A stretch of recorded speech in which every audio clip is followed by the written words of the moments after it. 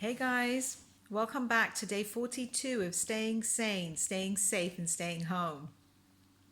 I hope you guys are well. So, today's a really brief video. I just wanted to share with you something that happened this afternoon. Today everything opened in Cyprus, okay? We've been in lockdown for how many weeks, and finally, some of the stores opened.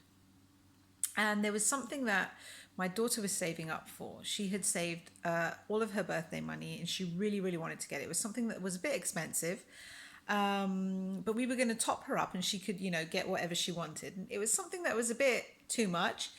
But today was the day that it finally came. Anyway, it came home and I think she might have had like maybe a good half an hour, maybe 40 minutes. And she came inside and she was crying. She was in tears.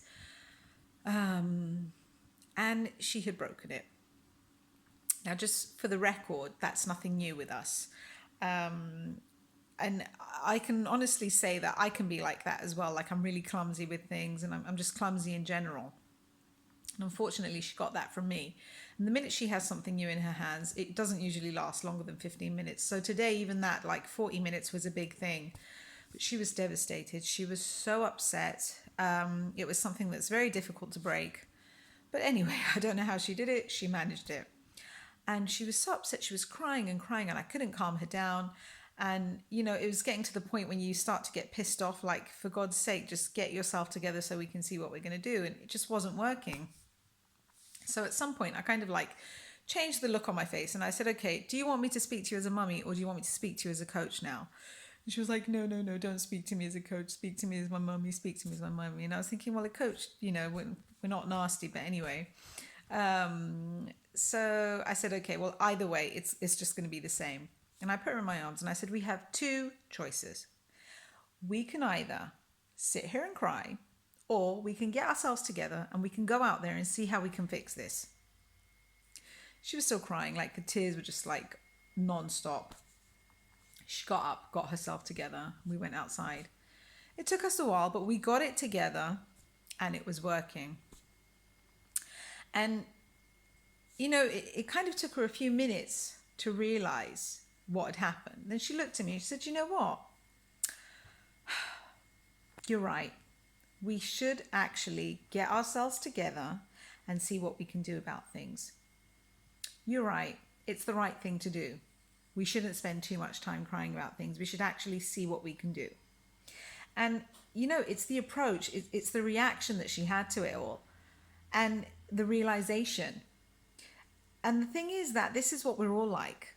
When we all do something that we wouldn't usually do, like if you're upset about something and you just, you sit there and you dwell on things and you don't actually take action, that one time when you do take action, if it does actually spin the way you want it to spin and things do happen the way you want them to happen, believe me, that one thing, that one time will make a difference.